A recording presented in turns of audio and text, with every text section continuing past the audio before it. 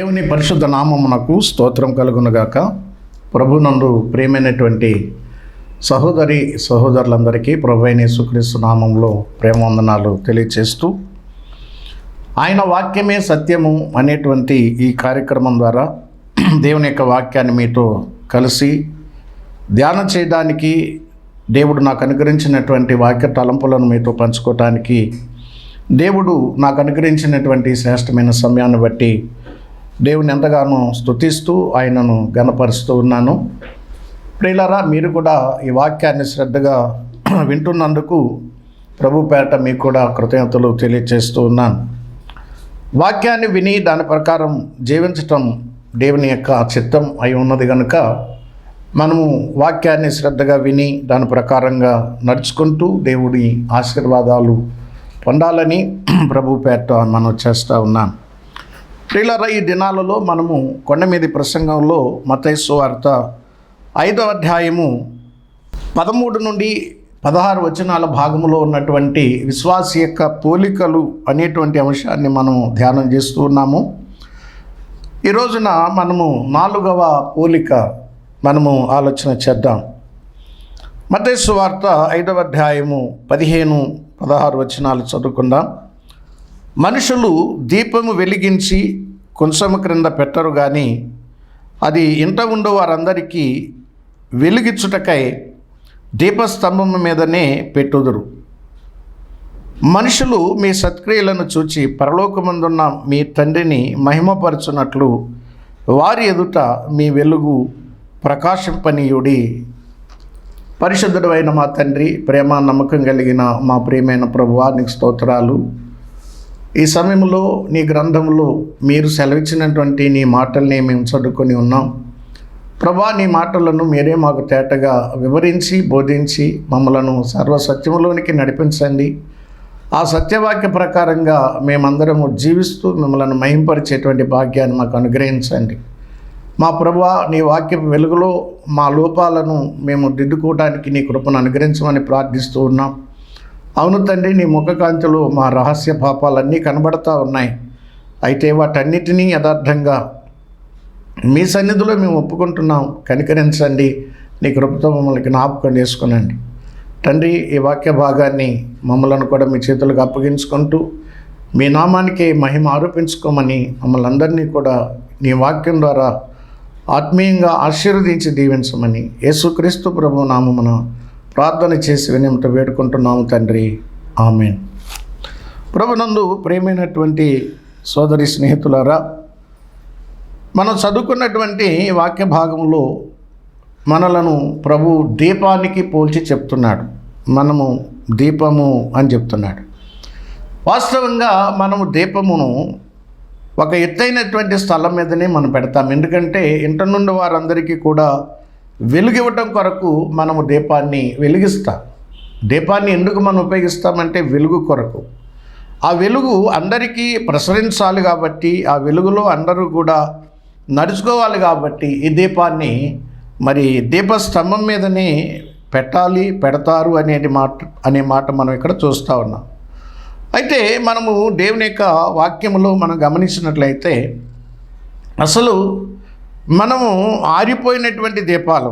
సామెతల గ్రంథము మరి 20వ అధ్యాయము 27వ వచనంలో చూసినట్లయితే నరుని ఆత్మ యెహోవా పెట్టిన దీపము అని దేవుని యొక్క వాక్యం సెలవిస్తూ ఉంది.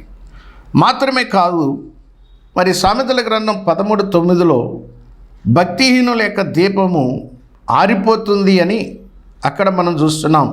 యోబు 18:5లో కూడా భక్తిహీనుల యొక్క దీపం ఆరిపోతుంది, కారు చీకట్లో ఆరిపోతుంది అని చెప్తున్నాడు. అంటే మనము చేసినటువంటి పాపమును బట్టి, భక్తిహీనతను బట్టి దేవుడు మనలో పెట్టినటువంటి ఆత్మదీపం ఆరిపోయింది.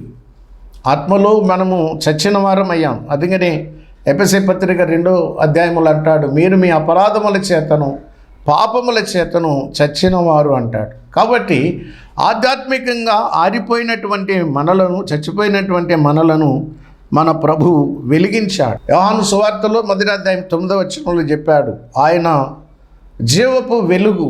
ఆ వెలుగు మన మధ్యకు వచ్చి మనలను వెలిగించింది. యేసుక్రీస్తు ప్రభుని మనము నమ్ముకొనుట ద్వారా మనం చేసినటువంటి పాపానికి ఆయన సిలువలో చేసినటువంటి కార్యము ద్వారా పరిహారం చేసి ఆరిపోయినటువంటి మనలను వెలిగించాడు. కాబట్టి దేవుడు మనలను వెలిగించినటువంటి దీపాలుగా చూస్తున్నాడు. కాబట్టి మనము ఆయన దృష్టిలో వెలిగించబడినటువంటి దీపాలం. మనం ఆయన చేత వెలిగించబడ్డాం, ఆయన కొరకు వెలిగించబడ్డాం. ఆయన వెలుగుని మనము ప్రజలలో ప్రసురుపరచాలి, లేకపోతే ప్రసరింపచేయాలి, ప్రకాశింపచేయాలి. ఇది దేవునికి మహిమ అని దేవుని యొక్క వాక్యంలో మనం చదువుతున్నాం ప్రియులారా. కీర్తనాకారుడైనటువంటి దావీదు 18వ కీర్తన 28వ వచనం అంటాడు, నా దీపమును వెలిగించువాడు అంటాడు. అవును, దేవుడు మన దీపాలను వెలిగించాడు. వెలిగించబడినటువంటి దీపాలుగా మనం ఈ లోకంలో ప్రకాశించాలి ప్రియులారా. ఇక్కడ వెలగాలి అంటే మండాలి, మండితేనే ఆ దీపం వెలుగుతుంది. మనకు తెలుసు, ప్రత్యక్షపు గుడారములో దీపవృక్షము, దానికి 7 కొమ్మలు, ఆ కొమ్మల మీద 7 ప్రమిదలు, వాటిలో స్వచ్ఛమైనటువంటి ఒలీవ నూనె పోసి అవిసెనార ఒత్తులు వేసి ప్రత్యక్షపు గుడారములో యాజకులు ఆ దీపాలను వెలిగించాలి. ఆ దీపము వెలగటానికి స్వచ్ఛమైనటువంటి ఒలీవ నూనె పోయాలి. ఆ దీపము వెలుగుతున్నప్పుడు ఆ ఒత్తులు కూడా సరిచేస్తూ ఉండాలి. కాబట్టి ఒత్తి కాలినప్పుడు మాత్రమే ఆ దీపము వెలుగుతుంది, వెలుగునిస్తుంది ప్రియులారా. ఈ దీపము అనేటువంటి ఈ యొక్క ప్రక్రియలో, ఈ వెలుగుతున్నటువంటి ప్రక్రియలో ఒత్తులు మనమైతే, మరి నూనె పరిశుద్ధాత్మ దేవుడు. అందుకనే ఒకసారి ఒక దైవజనుడు ఇలా చెప్పాడు, ఇంగ్లాండ్ దేశంలో ఒక స్థానిక సంఘంలో ఒక బోర్డు పెట్టారంట. ఏమని పెట్టారు అంటే, సేవకు వెళ్ళేవారు ఎవరైనా ఉంటే మేము నూనె పోస్తాం, కాలిపోయేటువంటి ఒత్తులు కావాలి అని అక్కడ ఒక ప్రకటన చేశారు. అవును, సేవ అంటే త్యాగంతో కూడుకున్నది. క్రైస్తవ జీవితమే ఒక త్యాగంతో కూడుకున్నది. మనము మండాలి అంటే, మనం ప్రకాశించాలంటే మండాలంటే కాలిపోవాలి. కాలిపోతేనే కానీ, మండితేనే కానీ ఆ ప్రకాశత రాదు. అటువంటి స్థితిలో, లేకపోతే అటువంటి స్థానంలో ప్రభు అయినటువంటి దేవుడు మనల్ని ఉంచాడు. కాబట్టి ఇది మనం గుర్తుపెట్టుకోవాలి. ప్రతి విశ్వాసి కూడా, రక్షించబడిన ప్రతి దేవుని బిడ్డ కూడా ఒక దీపం, దేవుని చేత దేవుని కొరకు వెలిగించబడి దేవుని కొరకు ప్రకాశించేటువంటి దీపముగా ఉండాలి అని మనం ఇక్కడ చూస్తూ ఉన్నాం. బాప్తిసమిచ్చు యోహాను గురించి ప్రభు అయినటువంటి యేసుక్రీస్తు వారు ఆయన గొప్ప సాక్ష్యం ఇచ్చారు. యోహాను సువార్త 5వ అధ్యాయము 35వ వచనంలో మనం చూసినట్లయితే, యోహాను చూసి ప్రభు అంటున్నారు, ఇతడు మండుచు ప్రకాశించుచున్న దీపము అన్నాడు. అవును, బాప్తిస్మిచ్చు యోహాను మండేటువంటి ఒక ప్రకాశమానమైనటువంటి దీపంలాగా ఆయన యొక్క జీవితాన్ని అక్కడ ప్రభు ప్రశంసిస్తూ మాట్లాడుతూ ఉన్నాడు. నిజమే, బాప్తిస్మిచ్చు యోహాను తాను పిలుపును గురించి చెప్పినటువంటి ఆ మాట, లేకపోతే ఏ రోజు గురించి చెప్పినటువంటి మాటను గురించి యోహాను చెరసాలలో వేయబడి నిర్దాక్షిణ్యంగా తల నరకబడి చంపబడ్డాడు. బాప్తిస్మిచ్చు యోహాను రాజు అనేటువంటి భయం లేకుండగా, మోమాటం లేకుండగా ధైర్యంగా పాపాన్ని ఉన్నట్టుగా ఖండించి చెప్పినందుకు యోహానుకు వచ్చినటువంటి బహుమతి ఏంటంటే ఆయన చిరఛేదనం చేయబడ్డాడు ప్రియులారా. అందుకని యోహాను గురించి ప్రభు చెప్తున్నాడు, బాప్తిస్మిచ్చు యోహాను మండేటువంటి దీపం, మండుతూ ప్రకాశించేటువంటి దీపము అని యోహాను సువార్తలో ఇక్కడ 5వ అధ్యాయము 35వ వచనంలో మనం చదువుతున్నాం. మండాలి, ఎట్లా మండుతాడు? ఒక విశ్వాసి మండటానికి ఆధారాలు ఏమున్నాయి? ఏ విధంగా విశ్వాసి మండుతాడు అంటే, లూకాసు సువార్త 24వ అధ్యాయము 32వ వచనంలో ఈ విధంగా మనం చదువుతాం. అప్పుడు వారు, ఆయన త్రోవలో మనతో మాట్లాడుచు లేఖనములను మనకు బోధపరుచుచున్నప్పుడు మన హృదయము మనలో మండుచుండలేదా అని ఒకనితో ఒకడు చెప్పుకొనిరి. ప్రియులారా, యేసుక్రీస్తు ప్రభువారు శిలువలో మరణించిన తర్వాత యెరూషలేము నుండి దగ్గరలో ఉన్నటువంటి ఎమ్మాయి అనేటువంటి గ్రామానికి ఇద్దరు నడుచుకుంటూ వెళుతూ ఉండగా యేసుక్రీస్తు ప్రభువారు ఆయన పునరుద్ధానుడైన తర్వాత వారిద్దరికీ కూడా తెలియకుండగానే వారితో నడుస్తూ వారితో సంభాషణ చేస్తూ వారు ప్రయాణం చేశారు. అయితే వారు చెప్పుకుంటున్నటువంటి మాటలు ఏమిటి అని ప్రభు అడిగినప్పుడు, నీకొక్కడికే తెలీదా ఈ సంగతి? యేసు అనేటువంటి ఆయన్ని సిలువేశారు అని చెప్పినప్పుడు ఆయన లేఖనాలను ఎత్తి మెస్సయ్య వస్తాడు, ఆయన మనుషుల చేత విసర్జించబడతాడు అని వారితో లేఖనాలు ఎత్తి మాట్లాడుతున్నప్పుడు వారి హృదయం మండింది అనే మాట మనం ఇక్కడ చూస్తున్నాం. లేఖనాలు, దేవుని యొక్క వాక్యము మనము ధ్యానపూర్వకంగా మనం చదువుతున్నప్పుడు మనల్ని మండించేది దేవుని యొక్క వాక్యమే. ఈ ఇద్దరు సహోదరుల యొక్క హృదయాన్ని మండించింది ఏది అంటే, యేసుక్రీస్తు ప్రభువారు వారితో మాట్లాడుతూ ఎత్తి చూపించినటువంటి లేఖన భాగాలు వారితో మాట్లాడుతూ ఉండగా వారి హృదయం మండింది అని వాక్యం సెలవిస్తూ ఉంది. ప్రియులారు, అవును, మనము మండాలి, ప్రకాశించాలి. ఆ విధంగా మనం ప్రకాశించినప్పుడు పరలోకములో ఉన్నటువంటి తండ్రి మహిమపరచబడతాడు. అందుకని నేను మిమ్మలను వెలిగించాను, మీ వెలుగు ప్రకాశించాలి అని ప్రభువైనటువంటి యేసుక్రీస్తు వారు మనకి ఈ పోలికను ఆపాదిస్తూ ఉన్నాడు. ప్రియులారా, ఈ దీపము నిత్యము వెలుగుచూ ఉండాలి అని నిర్గమకాండము 27వ అధ్యాయము 20వ వచనంలో ప్రభువే చెప్పాడు. యాజకుని యొక్క బాధ్యత ఏమిటి అంటే, ప్రత్యక్షపు గుడారములో ఉన్నటువంటి ఈ దీపములు, ఈ దీపవృక్షము మీద ఉన్నటువంటి దీపములు నిత్యము వెలుగుతూ ఉండాలి. ఏదో కొంతకాలం వెలిగి తర్వాత ఆరిపోయేవిగా ఉండకూడదు. దైవ సన్నిధిలో పెట్టబడినటువంటి ఈ దీపవృక్షం మీద ఉన్నటువంటి దీపాలు 7 కూడా వెలుగుతూ ఉండాలి, నిత్యము వెలుగుతూ ఉండాలి. అలాగ వెలగడం కోసము నిత్యము యాజకుడు ఈ దీపాలను సరిచేస్తూ ఉండాలి అని మనము దేవుని యొక్క వాక్యంలో చదువుతాం. చూడండి, ఆ భాగాన్ని ఒకసారి మనము జ్ఞాపకం చేసుకుందాం. నిర్గమకాండము 27వ అధ్యాయము 20వ వచనంలో ఈ మాట మనం చదువుతాం. ప్రియులారా, మరియు దీపము నిత్యము వెలిగించున్నట్లు ప్రదీపమునకు దంచి తీసిన అచ్చము ఒలీవల నూనె తేవలనని ఇశ్రాయేలీయులకు ఆజ్ఞాపించుము. సాక్ష్యపు మందస్సము ఎదుట ఉన్న తెరకు వెలుపల ప్రత్యక్షపు గుడారములో అహరోనును అతని కుమారులను సాయంకాలం మొదలుకొని ఉదయం వరకు యెహోవా సన్నిధిని దానిని సవరింపవలెను.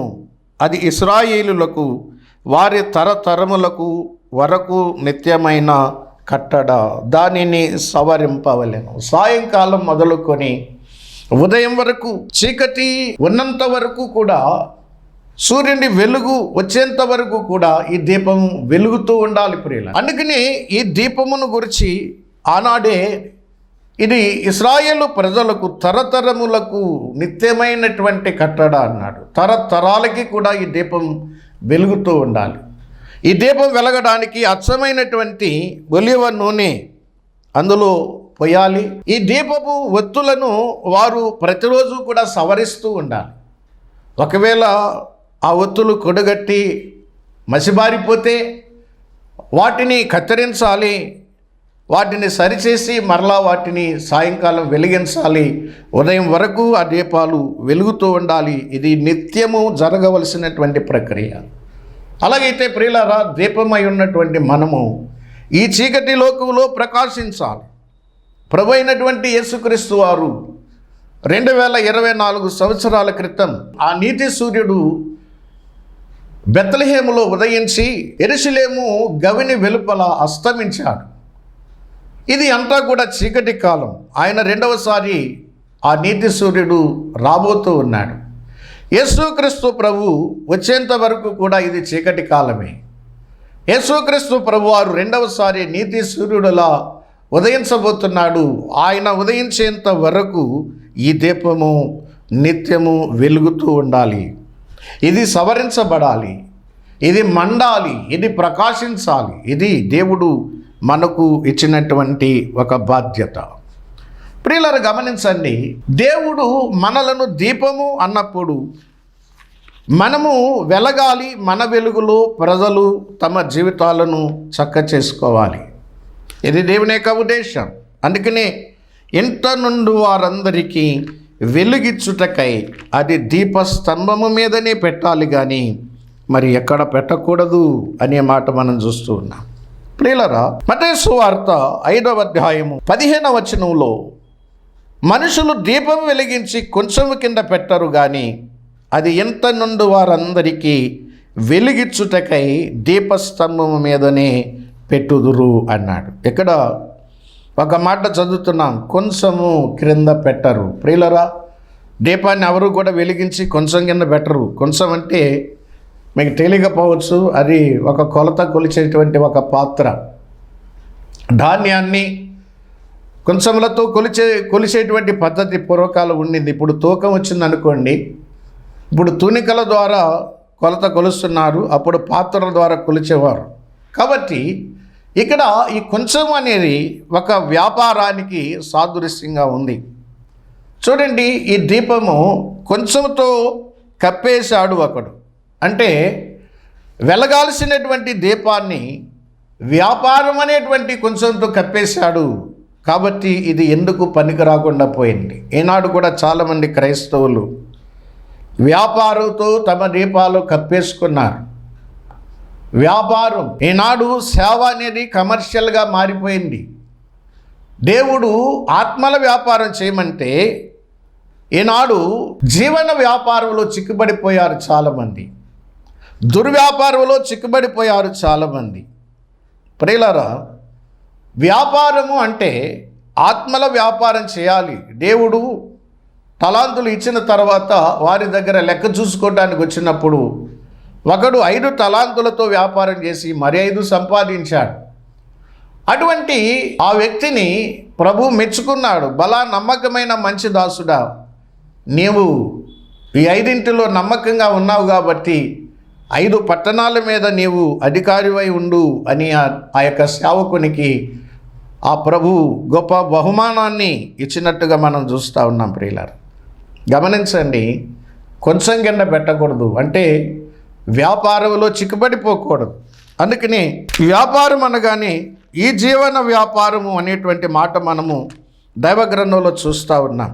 తిమోతికి రాసిన ఆ 2వ పత్రిక 2వ అధ్యాయము 4వ వచనంలో ఈ విధంగా ఉంది.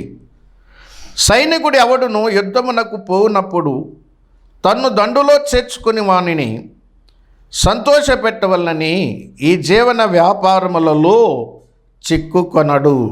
ఇది వ్యాపారం, జీవన వ్యాపారం. జీవన వ్యాపారములలో చిక్కుకున్నవాడు తన్ను దండులో చేర్చుకున్నటువంటి ఆ ప్రభువుని సంతోషపెట్టలేడు. ఎందుకంటే ఈ జీవన వ్యాపారము ప్రభు మహిమ కొరకు ప్రకాశించకుండా ఇతన్ని కప్పేసింది. ఇతడు ఒక సైనికుడిని చేర్చుకున్నటువంటి ఆ యజమాన్ని సంతోషపెట్టడానికి ఆటంకం ఏంటి అంటే ఈ జీవన వ్యాపారం. అట్లాగనే పేతురు పత్రికలో 4వ అధ్యాయంలో చెప్పాడు, అపరిమితమైన ఆ దుర్వ్యాపారము అన్నాడు. ప్రియులారా, జీవన వ్యాపారము, దుర్వ్యాపారము అనేది నీ దీపాన్ని ప్రకాశింపకుండా చేస్తుంది, అది పనికి రాకుండా చేస్తుంది.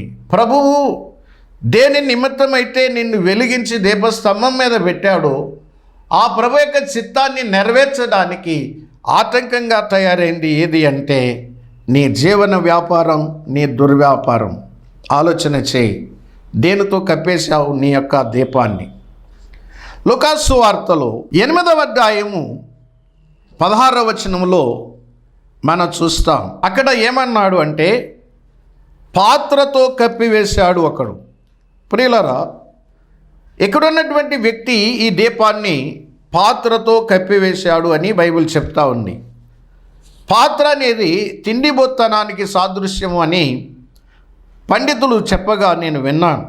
ఎందుకంటే పాత్ర తిండిబోత్తనం. ప్రియులారా, ఈనాడు తిండిబోత్తనం అనేది చాలా భయంకరమైనటువంటి స్థితిలోనికి దిగజారిపోయింది. పూర్వకాలం మనుషులు బతకటం కోసం తినేవాళ్ళేమో కానీ ఇప్పుడు మనుషులు తినడం కోసమే బతుకుతున్నాం అన్నట్టు బతుకుతున్నారు. అవును, బ్రతకటం కోసమే తినాలి కానీ తిండి కోసం బ్రతకూడదు. తాగుబోతులు తిండిబోతులు దరిద్రులు అవుతారని బైబిల్ చెప్తుంది. త్రాగుబోత్తనం తిండిబోత్తనం అనేది పాపమని బైబిల్ చెప్తుంది. ప్రియులారా, ఇతని యొక్క తిండిబోత్తనము దేవుని ఎదుట ప్రకాశించవలసినటువంటి ఈ దీపాన్ని ఆర్పేసింది, అతడు ప్రకాశించకుండా చేసింది. ప్రియులారా, ఆలోచన చేయండి. పాత్రతో కప్పిన వ్యక్తిని మనం ఇక్కడ లూకాసు వార్తలో 8వ అధ్యాయములో 16వ వచనంలో మనం చూస్తూ ఉన్నాం. ఎవడును దీపము ముట్టించి పాత్రతో కప్పివేయడు, మంచము కింద పెట్టడు గాని లోపలికి వచ్చు వారికి వెలుగు అగపడవలనని దీపస్తంభము మీద దాన్ని పెట్టును అన్నాడు. ప్రియులారా, గమనించండి, ఒక పాత్రే కాదు, ఇక్కడ మంచం గురించి కూడా చెప్పబడింది. పాత్రతో కప్పివేయడు, మంచం కింద పెట్టడు అని. పాత్ర అనేది తిండిబోత్తనం. తిండిబోత్తనం అనేది దేవుని కొరకు నువ్వు ప్రకాశించకుండా నిన్ను ఆపివేసేదిగా కనబడుతుంది. నీ వలన దేవుని మహిమపరచవలసిన విధంగా నువ్వు మహిమపరచకుండగా, దేవుని బిడ్డగా నువ్వు ఇతరులకు ఉపయోగకరంగా లేకుండగా ఆ పాత్ర నిన్ను కప్పేస్తుంది అని ఇక్కడ దేవుని యొక్క వాక్యం తెలవిస్తూ ఉన్న. ప్రియులారా, ఇదే వచనంలో మనము మరొకటి కూడా చూసాం. మంచము కింద పెట్టడు. మంచము అనేది నిద్రపోతుతనం.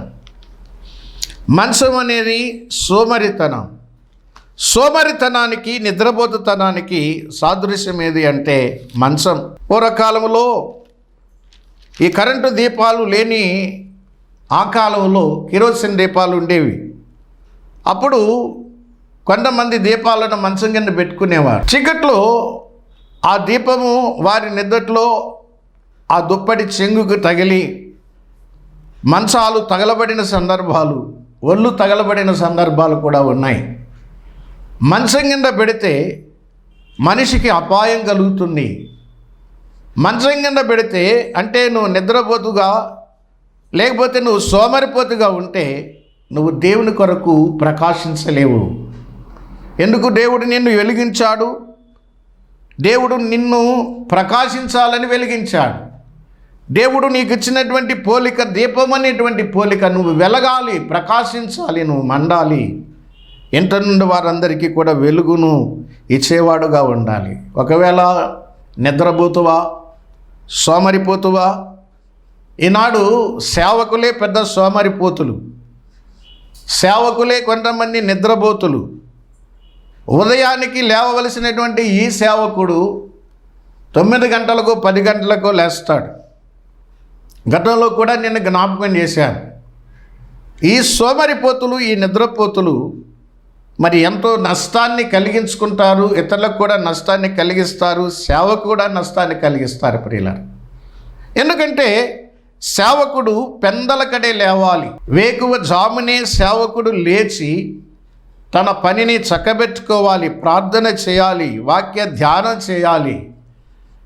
సేవకుడు పెందలకడే లేవాలి, విశ్వాసి పెందలకడే లేవాలి. సోమరితనం, తిండిబోత్తనం, ఈ యొక్క నిద్రబోత్తనం అనేది మన దీపాన్ని ఆర్పివేస్తుంది అని నేను మీకు జ్ఞాపకం చేస్తూ ఉన్నాను. ప్రియులారా, ఇంకా మన దీపాన్ని ఆర్పివేసేటువంటి విషయాలు కొన్ని మనము చూడండి.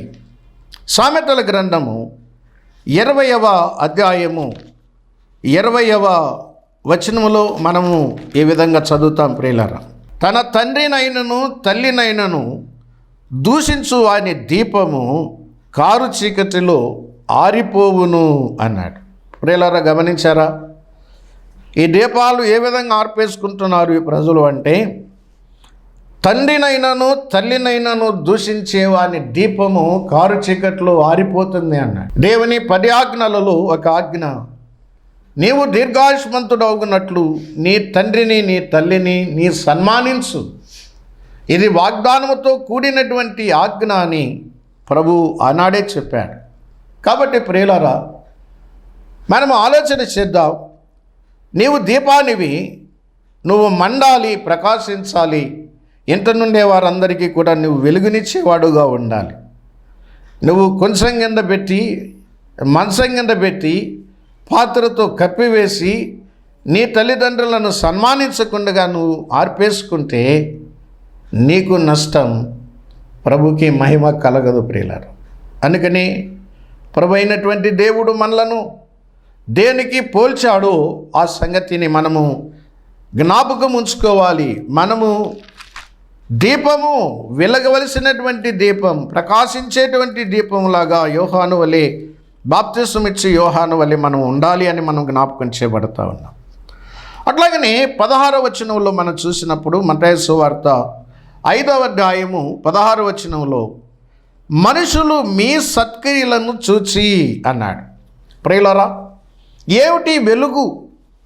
మనము ప్రకాశించేటువంటి వెలుగుకు దేవుడు ఇక్కడ పెట్టినటువంటి పోలిక ఏంటంటే సత్క్రియలు అనేటువంటి వెలుగు.